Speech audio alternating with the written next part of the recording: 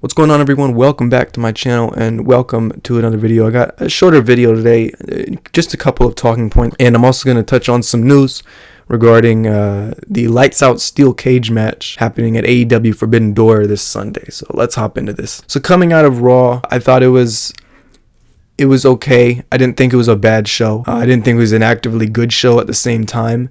And one note that I had coming out of the show, a lot of the angles and matches and stuff that they put on that show, and this goes for SmackDown. It's been kind of applicable for SmackDown all year, but ever since SummerSlam, I think Raw started to fall into the trap. Feels like their show's becoming zombified, almost like some of their angles and segments and promos and some of the matches feel half asleep and very robotic. There's not enough creative juice behind a lot of the stuff they do on TV, and there's just not enough spark there. Me personally, I'd like to see more spontaneity.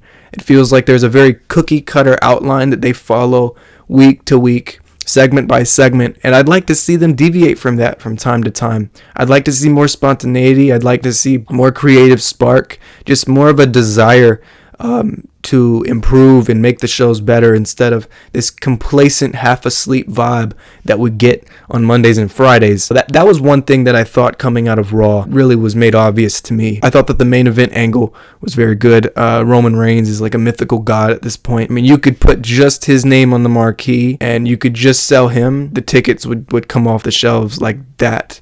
You know, they would sell in a heartbeat. I really liked the closing angle they went with. I thought it was pretty expansive. It was pretty energetic, and it was about the only thing on the show that didn't feel half asleep. Largely, there's an atmosphere issue. There's a creativity issue. They need to be more imaginative with how they book their shows. Those are kind of the things that are bringing Raw down, because, you know, on paper and in execution, it's not a bad show. Like, the matches themselves are like, okay, they're fine, but there's just this like cloud hanging over the show, and I think it's atmosphere. I think it's just a lack of creative spark and lack of spontaneity and just a general feel of zombification or roboticism.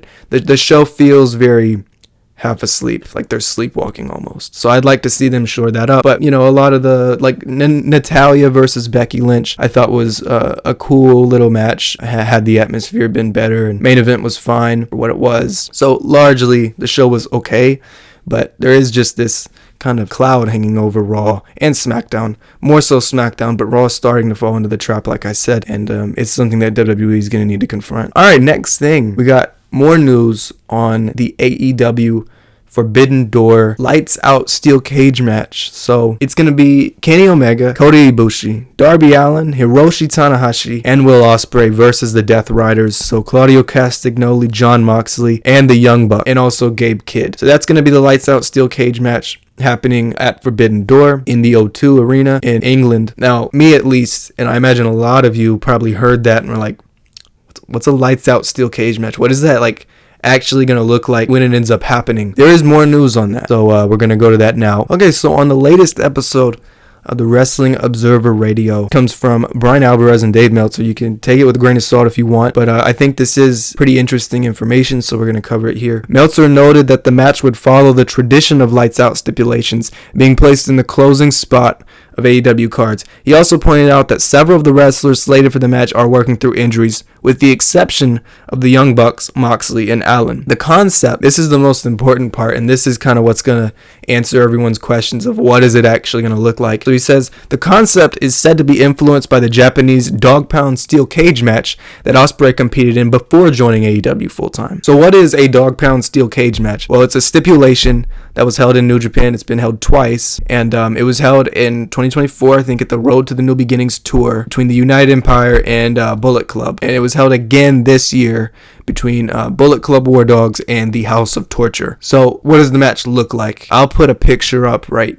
here so you can see it. That's what the match is going to look like. As you can see, it's cage around the ring. There's some open spots ringside. It's not completely closed in like a normal steel cage. It is a little bit more extreme. It's a little bit different. It's not like Hell in a Cell either. It's definitely different from that too. It's reported that is what it is inspired by, and I think that'd be cool. I think, you know, I'll talk about the dog pound steel cage match that I watched this year in New Japan, because it could hint at the quality of the lights out steel cage match that we end up getting at Forbidden Door. So the one I watched was pretty good.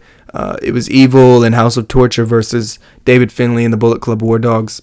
Expect AEW to do some pretty ambitious spots, some pretty extreme things in that match that will get the internet talking. Now, I'll be there for it. I know a lot of people might not be, because that might not be their cup of tea. That's okay.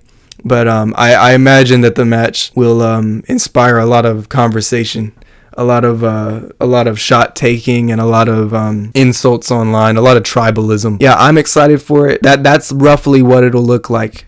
The lights out steel cage match. Excited for that at Forbidden Door. Right, thank you so much for watching. I really do appreciate your time. Until next time, see ya.